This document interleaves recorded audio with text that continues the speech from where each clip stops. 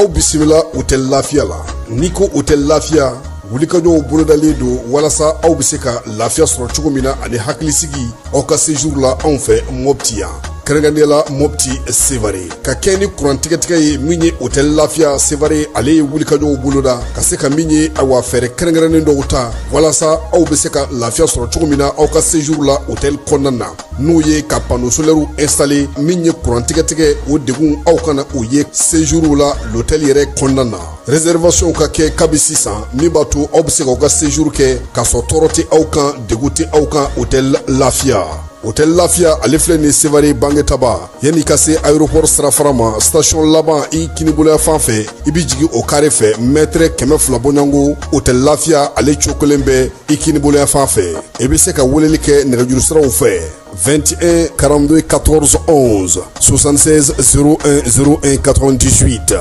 66 78 72 04 Hôtel Lafiya référence do.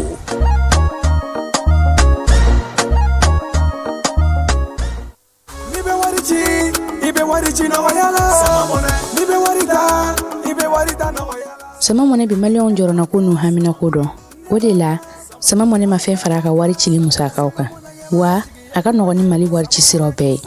a ma da aw ma dɛ sama mɔnɛ bi dɔ fara aw de kunna wari kan ni wari bonisi ye awɔ ni wari bonisi ye kɔni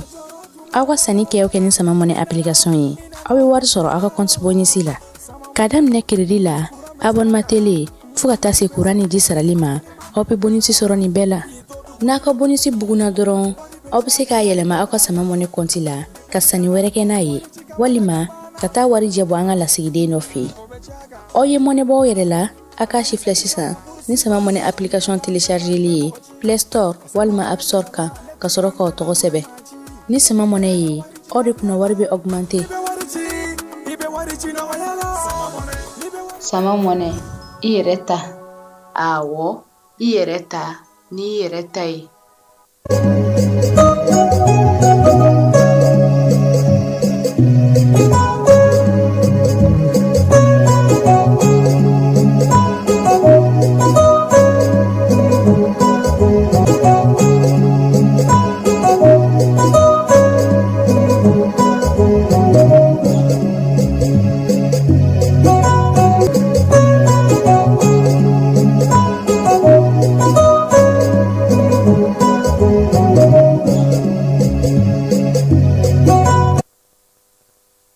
An filɛbaw ni an lamɛnbaw k'aw bɛɛ lajɛlen fo k'aw bɛɛ lajɛlen waleɲuman dɔn bi ye kari ye mai kalo ale tile 10 ye bi ye san 2026 an bɛ dugawu kɛ an ka jamana ye halisa ala k'a kolo suma fala ye ala ka bɛn ni kelenya cɛfɔ ni kanbɛ ala k'a don an ka jamana kɔnɔ halisa an ka jamanadenw ala ka miiriya ɲuman di a caman ma minnu bɛ ka faamuya cogoya wɛrɛ la k'a dɔn k'a fɔ ko i ye fɛn o fɛn kɛ i b'a k'i faso de ye fala ye faso den ɲumanw ma ban faso den ɲumanw bɛ hali bi maaw bɛ bi hali bi sini ni wele bilar'u ma u bɛ se ka ko kɛ jamana in kɔnɔ fala ye caman ba Musa Tarawele dun y'a fɔ coup d'état tile 2 na dɛ a y'a fɔ Asimi ninnu ɲɛna a ye maliden ɲɛnamaw ɲini a k'u labɔ a k'u bila baara la an n'u ka jɛ ka baara kɛ a ka se ka jamana in bɔ dingɛ kɔnɔ fala ye ko maa min ma kunun k'o dɔn bi tɛ se ka to o kɔnɔ bi an b'a daminɛ ni yɛrɛko dɔɔni ye an ka cɛkɔrɔba an ka politiki dungeba an ka maaba an ka karamɔgɔba an ka limanɛmɔgɔba n'o ye an fa ye Mamadu Konate ale ka soma yɛlɛmali fala sini ye o san 70 ye don caman bɛ ala bolo dɛ Mamadu Konate fala ye farafina tariku la o foyi bɔɲɛ ninnu b'a fɔ ale ma ko karamɔgɔ fala ye Mali yɛrɛ tariku la politiki la i bɛ se ka politiki kɛ nka kɛ komi Konate ɲɔgɔnna o ɲɔgɔn sɔrɔ bɛ gɛlɛya dɛ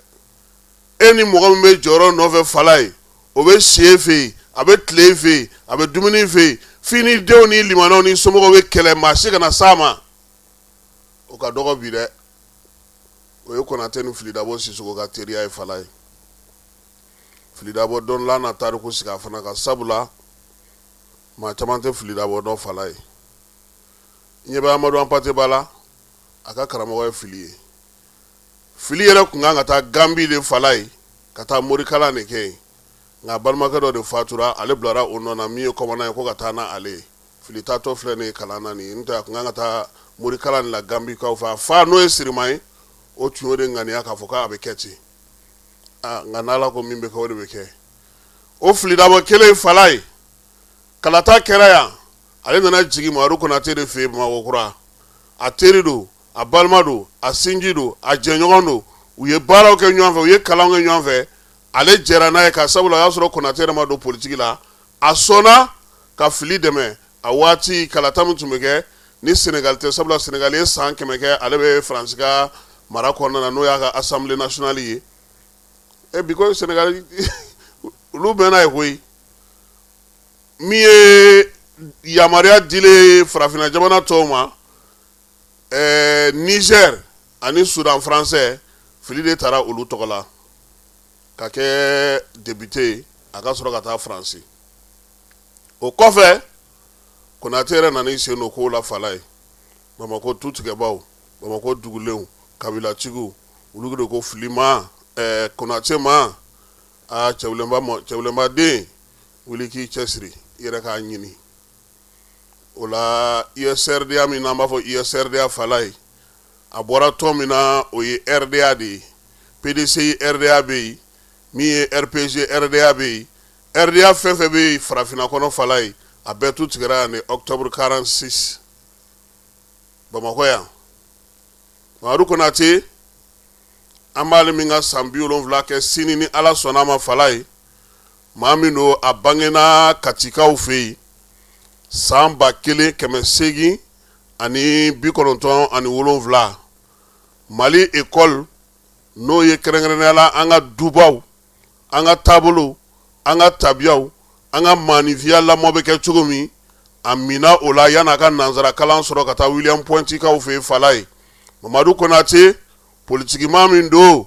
ale ka politiki tɛ dalafɔli ye dɛ ani waleya de bɛ tugu ɲɔgɔn kɔ politiki kɔrɔ tɛ foyi ye i ka maaw mago dilan kɔ Konate ka fɔ la n'i tɛ se k'o kɛ i sen bɔ a la wa n'i ye min fɔ i k'o kɛ ni maaw jɛra min kan i k'o fɔ ni dɛsɛra min k'o f'u ɲɛna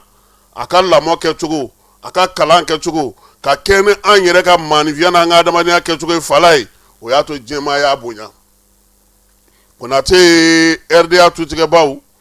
a b'olu fɛ min ye ISRDA ye sabula an kun ta ye Union Soudanaise RDA de ye parce que Mali kun tɔgɔkɔrɔ ye Sudan de ye 46 ale de y'o tɔnba in sigi an fɛ yan nka ani tɔn caman farala ɲɔgɔn kan o de la mɔgɔw b'a fɔ ko démocratie nana an ka jamana kɔnɔ Fala ye san 1991 ka taa ɲininkali kɛ Konate ninnu ye parti misɛnninw caman de fara ɲɔgɔn kan ka kɛ RDA ye wa o bɛɛ la parti dɔw ma sɔn han dɔw ma sɔn u tora yen k'u ka baara kɛ o Konate ni Ala sɔnna a ma sini min ye Ɲarela saledon na ale dalen n'o ye dugawudon bɛ taa kɛ sini n'o bɔra yen wula fɛ an bɛ ɲɔgɔn sɔrɔ duba la Konatela yɛrɛ la Bamakɔkura an bɛ taa min ye fatiya ta ye ka dugawudon tɔ kɛ teriw ni limanaw bɛɛ lajɛlen minɛ na o kɛnɛ kan min ye Mamadu Konate sini sɔgɔma an na nzole da ka se ka ɲɛfɔli kɛ maaw bɛ se k'a dɔn cogo min ni maa ba in Fala ye i bɛ Cɛwule Mamadu Konate dɔn wa i y'a tɔgɔ mɛn Cɛwule Mamadu Konate fa de ye nin ye e ma b'a fɔ ko Cɛwule Mamadu Konate Cɛwule o de den ye Mamadu ye Cɛwulenba Konate Cɛwule ne ni Alpha taara deuxième tour la ya Fala ye ni Alpha y'a bati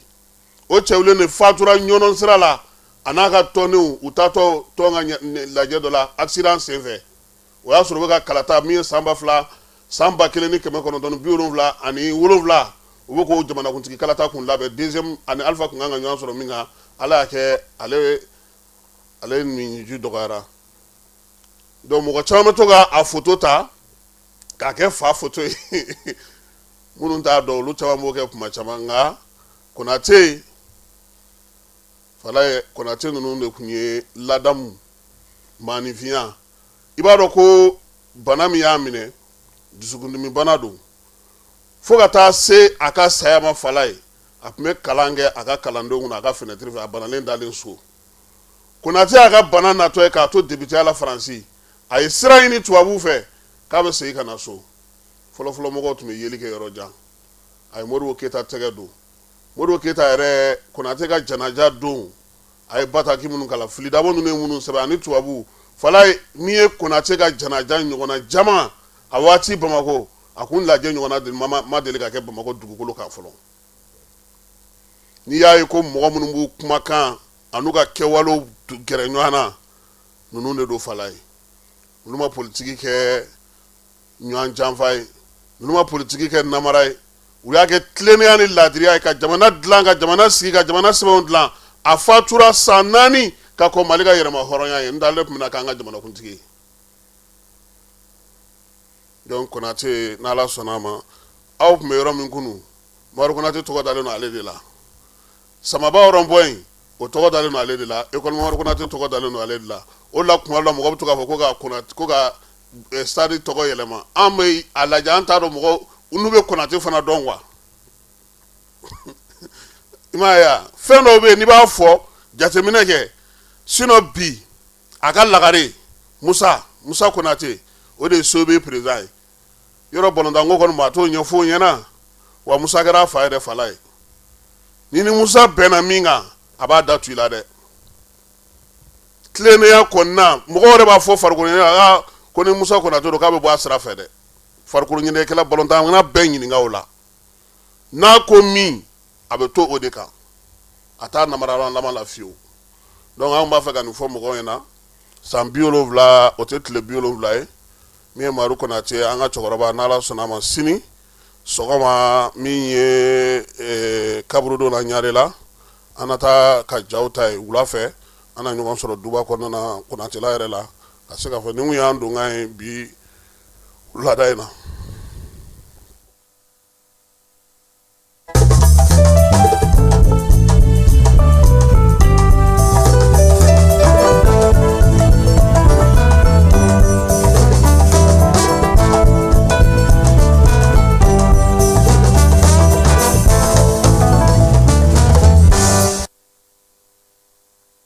Falaye n'an bɔra an ka cɛkɔrɔba la an bɛ segin ka na an ka sisan tiɲɛw la tiɲɛ minnu ni olu kɛlen don ka an sosua nin waati in na nka foyi tɛ bonya Ala ma i n'a fɔ dɔgɔkun tɛmɛna cogo min tilew tɛmɛna cogo min kalow tɛmɛna cogo min an bɛ dugawu kɛ Jabaru masa a ka jamana in sinsinnen to min ye jamana in ye a k'a dɛmɛ hali bi k'a bɔ dingɛ kɔnɔ k'a bɔ janfan kɔnɔ jamana in bɛ se k'a yɛrɛ sɔrɔ cogo min ka taa ɲɛ sira o sira fɛ Ala ka o nɔgɔya an ye bamananw ko ten dɛ a ye n dɛmɛ k'an ka wara fa Falaye o k'a sɔrɔ a kunkolo b'u bolo i yɛrɛ bolo dɛ an b'a ɲini ɲɛmaaw fɛ waleya min ye an sɔrɔ o ka k'an ma misali ye an ka yɛlɛmaw sigi sen kan an ka baara taabolow falen a ka dɔn k'a fɔ ko kɛra ko bɔra a la wa ko bɛ k'a kɛ fana min bɛ se k'an lataa ɲɛfɛ Falaye o de ye maanifinya ye ɔhɔ min ye bingali wale in ale kɔfɛ wolomasiri tabaw u b'u ka baara la hali bi baara min ni o wulikajɔ n'o cɛsiriw bɛ senna fantan ani naani bɛɛ lajɛlen fɛ an b'a yira sa k'a fɔ o hukumu kɔnɔna na min ye Kidali marabolo la Falaye Bamancɔre ni ɲɔgɔnwale kabaw kun y'u kɔngɔ fa minɛn minnu na ka taji minnu siyɛn ani ka duguladenw ka minɛn minnu bɛɛ lajɛlen cɛ ka taa n'a ye ka t'o bila dugu la dugu min n'o ye Talahadati ye pankuru wulila ka minɛn bɛɛ lajɛlen susu kununko min ye gosili kɔni tora senna sa sɔgɔma fo wuladafɛ nɛgɛ kanɲɛ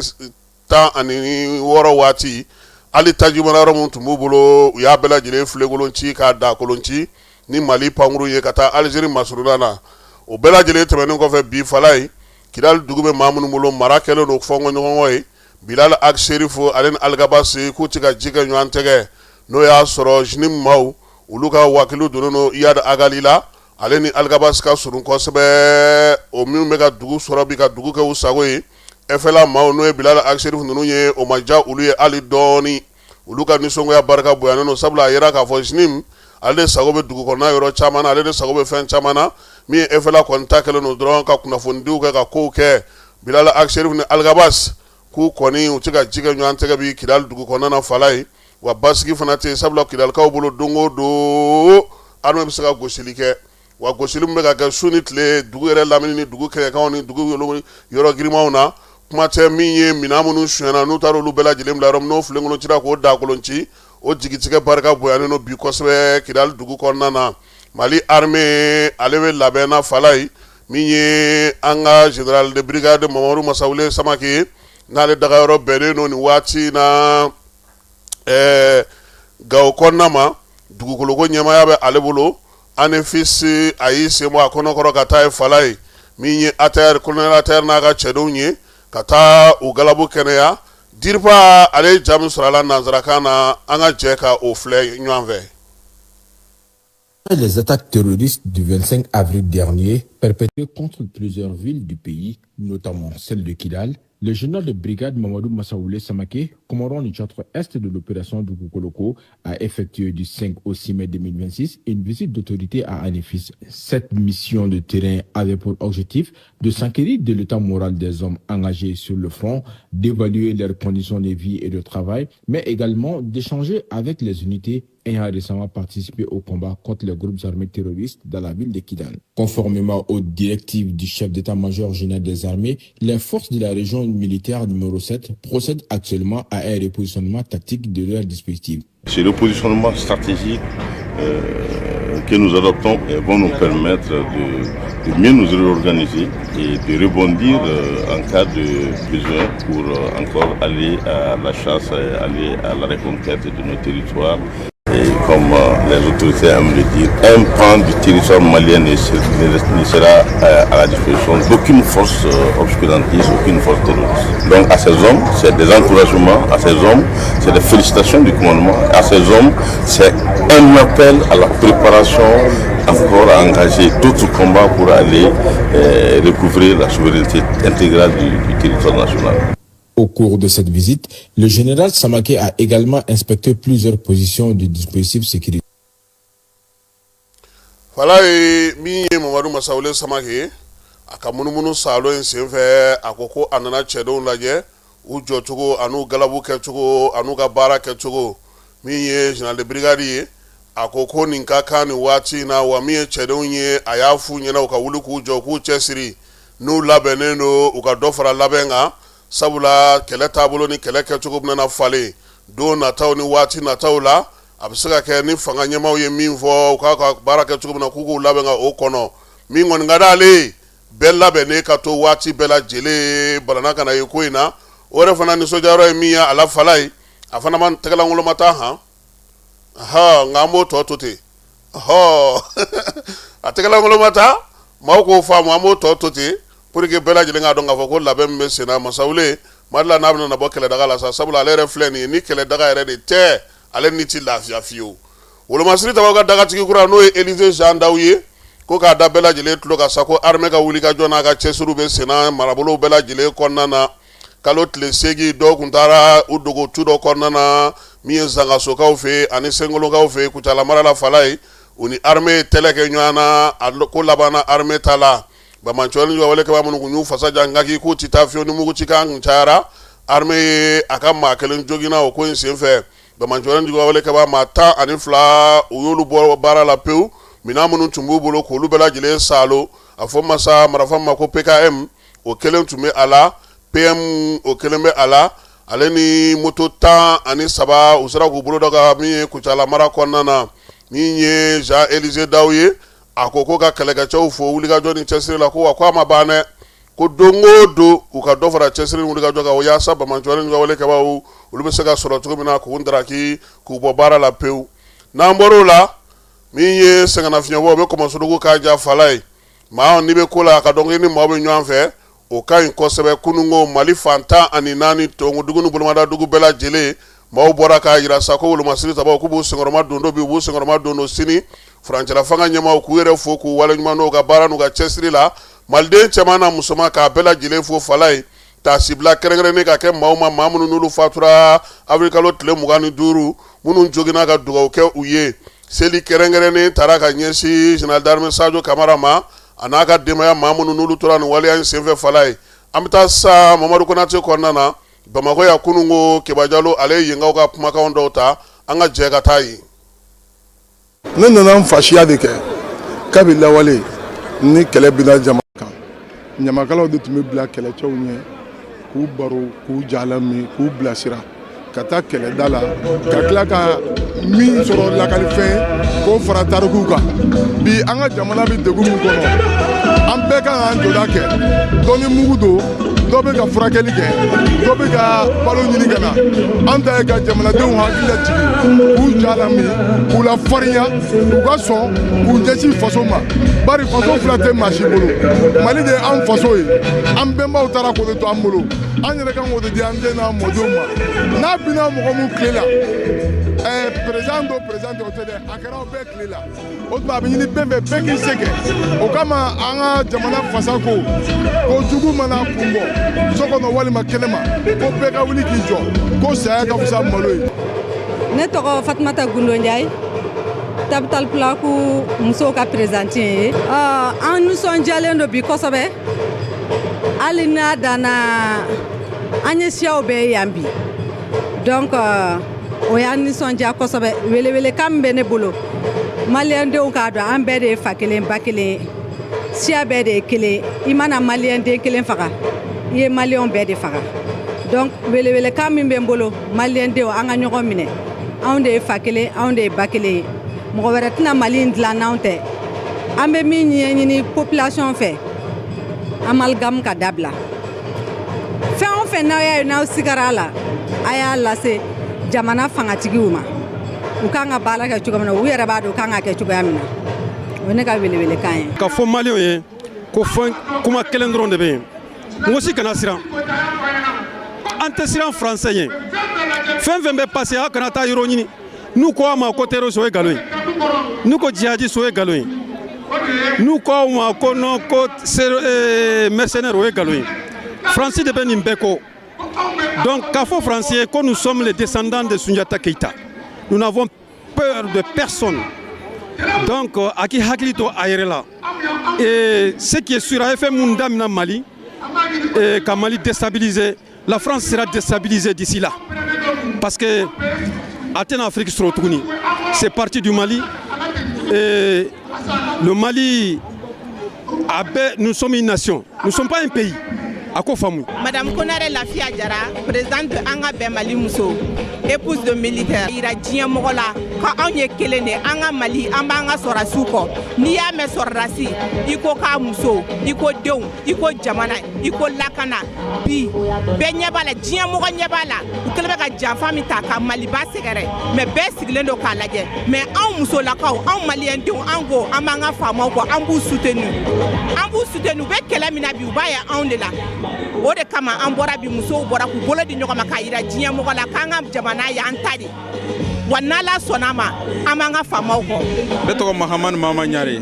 bon bi wulikajɛ tɛ dɔwɛrɛ ko k'an ka finitigilakaw k'a yir'u la ko an n'u bɛ ɲɔgɔn bolo k'an b'u kɔ je pense que o ye dɔrɔn k'a yira hali bi ko an bɛ jamana in kɔ an bɛ jamana in kanu donc an b'o kɛnɛ de kan k'a yira an ka finitigilakaw la u bɛ gɛlɛya min kɔnɔ o ni maliyɛn bɛɛ lajɛlen b'a kɔnɔ k'a yir'u la k'a fɔ fɛn fɛn kɛra an ɲɛ b'a bɛɛ la an ka dɛmɛ b'u yɔrɔ bi ani sini. Madame Ouattara Jɔnda Diko bi anw na kun sɔrɔ jamanadenw bɔra min ye CNT maaw ye an ka kabilatigiw kɛrɛnkɛrɛnnenya la Kɛlansaru ka ɲɛmaaba n'o ye Abdulmajib Agnaser ye ale n'a ka maaw fana tun bɛ kɛnɛ kan ye Mali i n'a fɔ Fulamuso y'a fɔ cogo min Mali bɛɛ de tun bɛ kɛnɛ kan gouvernement tɔgɔla sa ministre min bɛ fanga ka kuma lase kɛ ale ye min sɔrɔ ka fɔ kɛnɛ kan Radio Mali mɔgɔw ka kuma bara la an ka jɛ ka o lamɛn. avril kalo tile 25 jatigɛ wale mɔgɔw anu u dɛmɛbagaw u ye wale min ta k'an ka jamana sɛgɛrɛ malidenw dusuku kamikamilen kun don u y'a ɲini k'u bɛ bɔ k'u ka dusuma kami yira ani k'a yira k'a fɔ k'u b'an ka faamaw kɔ u b'an ka jamana ɲɛmaw kɔ an k'u ma k'u ka sabali u k'u jɔ dɔɔni bari ni bin kɛra i ka jamana kan ka se hakɛ dɔ la i b'i jɔ fɔlɔ k'a ɲɛɲini a bɛ se ka kɛ fɛn tɔw bɛ yen i ma minnu jateminɛ an y'a ɲini u fɛ u y'u muɲu an b'u fo o muɲu na donc u bɔra bi k'a yira k'a fɔ k'u bɛna an ka faamaw n'o y'an ka kɛlɛkɛcɛw ye k'u bɛna a yira k'a fɔ k'u b'olu kɔkɔrɔ u b'u kɔkɔrɔ bi u b'u kɔkɔrɔ sini o de la an nana bi ka n'u kunbɛn k'u ka ci lamɛn o ci kan an y'a mɛn foli min tun bɛ jamanakuntigi bolo n'o ye général d'armée Assimi Goïta ani premier ministre n'o ye chef du gouvernement général de division Abdoulaye Maïga o ye foli ye ka se jamanaden bɛɛ ma ani k'a yirula k'u k'u hakili sigi mun bɛ ka da an ka jamana kan bi an ye taabolo dɔ de ta o taabolo de man di diɲɛma ye o man di mɔgɔ caman ye an y'a yira an ka da ma sɔgɔ mɔgɔ si ɲɛ minnu n'an bɛ se ka baara kɛ malidenw ka hakɛ o bonyali kɔnɔna la olu kana hali sini an n'u bɛ baara kɛ nka ni mɔgɔ o mɔgɔ n'i bɛna k'i bɛna baara kɛ Mali la malidenw kɔnturu la an n'i tɛ se ka baara kɛ dɔwɛrɛ tɛ jamana in ye nin de yira nin y'a san damadama ye dɔwɛrɛ tɛ nin de bɛnnen tɛ mɔgɔ caman ma an ka dugujukɔrɔfɛnw Mali jamana ɲɛmɔgɔ y'a yira k'a fɔ dugujukɔrɔfɛnw ye malidenw de ta ye ni sanu garamu kelen bɔra ni lithium garamu kelen bɔra maliden bɛ nin yɔrɔ b'a la o yira la bɛɛ la chèque géant dira bɛɛ ma communes ka représentants ma palais la o n'a ɲɔgɔnna caman de bɛ yen o bɛnnen tɛ mɔgɔ caman ma bari olu hakilina kun ye mun ye ka na an ka jamana dugujukɔrɔfɛnw ta ka taa n'a ye u ni mɔgɔ 2-3 bɛ bɛn a la u bɛ dɔ d'olu ma u bɛ taa o mɔgɔ 2-3 o tɛ se ka kɛ Mali ye o donc an b'a ɲini bi maliden a kelen bɛɛ fɛn o fɛn mana bɔ Mali kɔnɔ bɛɛ de kan ka hɛrɛ sɔrɔ bari ni bɔnɛ binna jamana kan jamanadenw de fɔlɔ b'a ye donc ni hɛrɛ fana bɛ jamana kɔnɔ jamanadenw kan k'a dɔn kɛlɛ in b'o de kan maliyɛnw k'u hakili kɛ kɛlɛ in tɛ dɔwɛrɛ ye dɛ kɛlɛ in y'o dɔrɔn an bɛ taabolo min kan bi o de man di mɔgɔ caman ye donc an b'a la k'a fɔ nin bɛɛ tɛmɛnen kɔfɛ Mali bɛ yan an b'an sen fila kan wa n'Ala sɔnna minnu sara Maliko la u ka saya tɛgɛ f'u ye ni lajɛ in Brigade Issa Ousmane Kulubali ale de ye ministre bɛ mara kama bɔli kunna fanga ka kumalasela o fana ye ale fala ye tile 2 in na énergie Mali mɔgɔw y'a yira sa k'a fɔ k'u b'a da u ka client tulo kan u ka courant donni bɛ kɛ sa ka taa se maaw ka so kɔnɔna na ko kɔni ye degunba sɔrɔ nin waati na Mali yɔrɔ caman ni Bamakɔ yɔrɔ caman na courant tigɛlen don mɔgɔw la a bɛ don caman bɔ énergie ko sa ko a kɔni ka maaw wulilen don k'u jɔ yaasa courant bɛ se ka na cogo min ko nka kɔni maaw k'a dɔn k'a fɔ kɔni k'u bɛ yafa deli kɛ u fɛ degun minnu n'u bɛ k'o sɔrɔ nin waati na u ka client bɛɛ lajɛlen fɛ direction générale ale ka bataki don ko k'a da bɛɛ lajɛlen tulo kan ko courant tigɛ min bɛ yen k'a bɛ ka bɔ énergie yɛrɛ yɔrɔ fala ye k'u ka minɛn mun bɛ courant donni ko minɛn dɔ tiɲɛnen don u bɛ ka yɔrɔ kɔni laka dɔɔni yanni baaraw bɛɛ lajɛlen ka ban ko ka hakɛto ɲini kɛ maaw fɛ taji ale solila ka don bi sɔgɔmada in na citerne 710 o de donna Bamakɔ kɔnɔna na minɛnw ninnu baara bɛ kɛ cogo min na sa DGCC maaw y'a yira sa k'a fɔ ko ni polisi ni douanelakaw k'u kɔni taji ninnu bɛɛ lajɛlen se u seyɔrɔw la na Ala sɔnna ma douane mana sɛbɛnw bɛɛ lajɛlen di sa baara tɔ kan ka kɛ cogo min na a n'a tɛmɛ maaw ma o cogoya kelen na dɔgɔkun kibaruya fanba ye tali kɛ min na sa o ye lakanako ye wolomasiri tabaw olu ye wuli ka jɔ kɛ ka cɛsiri kɛ sa yaasa cogo min na Bamanjɔlen jugawale kɛbaw u bɛ se ka olu kɔni ka kow ban cogo min k'a daminɛ dɔgɔkun daminɛ na sa fo ka na se mɛ kalo tile 4 ma Jurakaw fɛ Seware Menaka Bamanjɔlen jugawale kɛbaw kɔni caman ba de olu fara k'u bolominɛnw k'olu caman tiɲɛ o bɛɛ lajɛlen la sa min ye wuli ka jɔ bɛ senna tuma min na sa Dɔngɔnɔdugu fana na kɛrɛnkɛrɛnnenya la Kori ale ni Kɔmɔsogukaw fɛ bin taara kɛ olu kan maliden caman de fatura Bamanjɔlen jugawale kɛbaw fɛ maa si tɛ a hakɛ dɔn nin waati na wa cɛnni barika bonyana sifinnakaw olu de ka ca la kosɛbɛ min ye Baɲangara n'a marabolo n'a Cɛnkuntugu bɛɛ lajɛlen kɔni dusuma kasilen don bi i n'a fɔ Mali fantan 4 bɛɛ lajɛlen nin waleya cɛjugu in k'a fɔ sa ko wolomasiri tabaw k'u ka se ka wuli ka jɔ kɛ o la sa a yira la sa k'a fɔ ko baaraw kɔni bɛ sen na yaasa nin waleya ɲɔgɔnna wɛrɛ kana se ka kɛ Dɔngɔnɔdugu kɔnɔna na hukumu kelen kɔnɔna na armée fana bɛ wuli ka jɔ la k'a ka tagabolo falen kɛrɛnkɛrɛnnenya la ANFISikaw fɛ nin dɔgɔkun in kɔnɔna na min ye colonel Atayar Mayiga ye ale y'a ka cɛdenw galabu kɛnɛya kosɛbɛ min ye baara min bɛ senna sa kɛrɛnkɛrɛnna u bɛ mun na agɛlɔk ale ni anifis kɔnɔna na bi u ka o jɔyɔrɔ minnu b'u bolo olu bɛ se ka t'u bolo cogo min na yanni wulikajɔ nataw ni ɲɔgɔn cɛ waleya minnu kɛra an ka jamana kɔnɔ mars avril kalo tile 25 o sɛgɛsɛgɛliw bɛ senna min ye welewelemadaw kɔni bɛ ka kɛ sa yaasa maa minnu bɛ yen ni sigana yera olu la sa olu caman kɔni minɛnen don dɔgɔkun in kɔnɔna na min ye maître Mutakatali Tali ye ale ka minɛliko kuma fana fɔra a somaw n'a limanaw olu kɔni caman kɔni tun ye wulikajɔ kɛ k'a yira la sa k'a fɔ baara in bɛ senna cogo min na min ye tribunal min bɛ Wolomasiri tɔgɔ ka gun kan ni Ala sɔnna a ma ale na tila ka bɔ ka ɲɛfɔli kɛ maaw ye Mali nin dɔgɔkun in kɔnɔna na fana a ye wulikajɔ fana kɛ kɛrɛnkɛrɛnnenya ni jamana wɛrɛw cɛ sira bɔ taama fana fɛ fala ye min ye an ka jamana yɛrɛ ye lasigiden 4 olu nana n'u ka lasigiden sɛbɛn ye Itali b'o la Rwanda b'o la Suisse b'o la ani Slovaquie o waati kelen kɔnɔna na sa kuluba faama sigiyɔrɔ la hali bi min ye Ablaye Diop ale ka minisiriso kɔnɔna na diɲɛ lasigiden minnu b'an fɛ yan sa waati gɛlɛma min y'an sɔrɔ ale ninnu masalala baara bɛ cogo min na ani gɛlɛya min b'a kan bi degun min bɛ yen k'olu bɛɛ lajɛlen ɲɛfɔ u ye u bɛ se k'a faamuya cogo ani fɛɛrɛ minnu tigɛlen don sen kan o waati kelen kɔnɔna na sa min ye Ablaye Diop kɔni ye a y'a yira sa k'a fɔ ko Ukraine jamana bolokɔni ɲɛsinnen don a ma tuguni ale ni Faransi u bɛ kɔkɔrɔmadonni na cogo min na u bɛ kɔkɔrɔmadonni na ten ka ɲɛsin Bamasi jɛkulu ma Mali jamana kɔnɔ yaasa u bɛ se k'u sago sɔrɔ cogo min ko min ye Mali kɔni ye a tɛ da wa a tɛ bi a tɛna yɛlɛma wa bɛɛ k'a bila i kunna Diop ka fɔ la ko an kɔni ni Bamasi jɛkulu ni Nigɛlɛya jɛkulu kɔni tɛ sigi fewu ka kuma